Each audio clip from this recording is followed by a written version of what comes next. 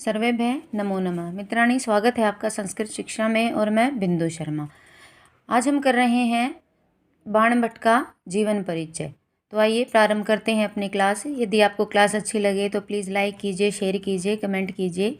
यदि चैनल पर नए हैं तो प्लीज़ चैनल को सब्सक्राइब कीजिए। देखिए, हम प्रारंभ करते हैं अपनी कक्षा। महाकवि बाणभट्ट का जीवन परिचय। बाणभट्ट का वंश वृक्ष हम पढ़ते हैं। देखिए, सबसे पहले है वत्स।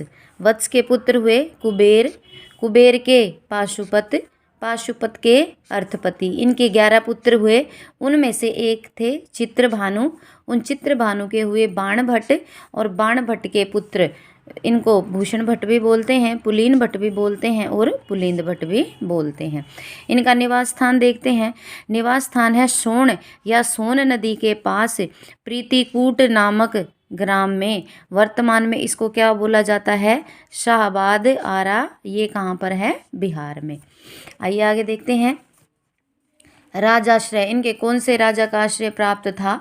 ये थे सम्राट हर्ष के सभापति, सभा पंडित थे ये।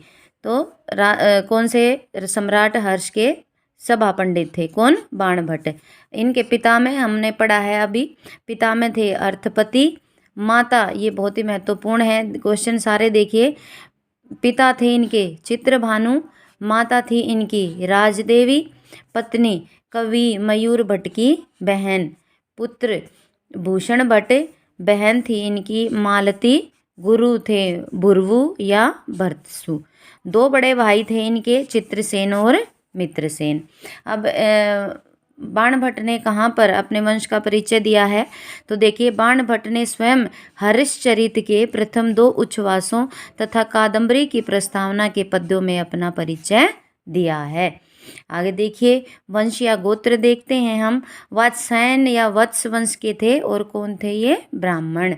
उपासक किसके थे? शिव के। तो कौन थे ये? शैव थे। और इनकी रीति कौन सी रही? गद्यों में कौन सी रीति रही? पांचाली।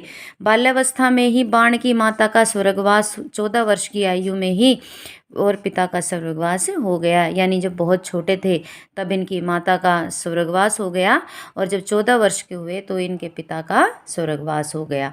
आगे देखते हैं। देखिए, राजा हर्ष ने इन्हें महानयन भुजंग अर्थात चरित्र भ्रष्ट कहा था। जब इनके बारे में वो पूरा नहीं जानते थे तो उन्होंने क्या कहा था?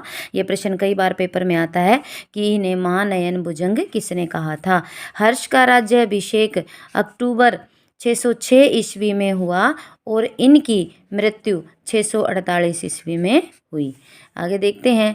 ह्यून सांग ने 629 से 645 ईस्वी तक भारत भ्रमण किया। वह हर्ष के संपर्क में भी आया। कौन आया? ह्यून सांग। बाण का समय क्या माना जाता है? तो 7वीं शताब्दी ईस्वी का पूर्वार्ध माना जाता है। अब विवाह किसके साथ हुआ था? ये हम पहले भी पढ़ चुके हैं। महाकवि मयूर भट्ट की बहन से हुआ था। मयूर भट्ट ने किसकी रचना की थी? सूर्य शतकम की रचना की थी। अब इनकी रचनाएं हम देख लेते हैं।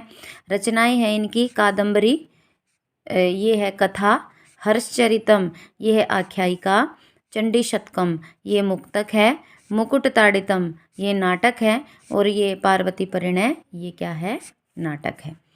अब आगे देखते हैं। हर्षवर्धन के चचेरे भाई कृष्ण के निमंत्रण पर बाणभट्ट हर्ष के दरबार में पहुँचे थे। यानी हर्ष के दरबार में किसने बुलाया था? इनके जो चचेरे भाई हैं उन्होंने इनको, बाणभट्ट को हर्ष के दरबार में बुलाया था। ये एक बार फिर फास्ट रिवीजन कर लेते हैं। फ्रेंड्स, ये जो कवि परिचय है ये बहुत ही महत्वपूर्ण होता है, इसमें से प्रश्न पूछ लिए जाते हैं। ये एक बार फास्ट रिवीजन और कर लेते हैं। महाकवि बाणभट्ट का परिचय पढ़ रहे हैं। बाणभट्ट का वंश वृक्ष देखते हैं हम।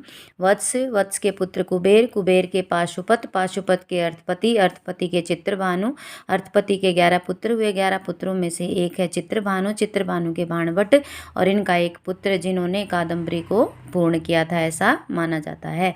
निवास स्थान सोन या सोन नदी के पास प्रीतिकूट नामक ग्राम, वर्तमान में शाहबाद आरा, बिहार।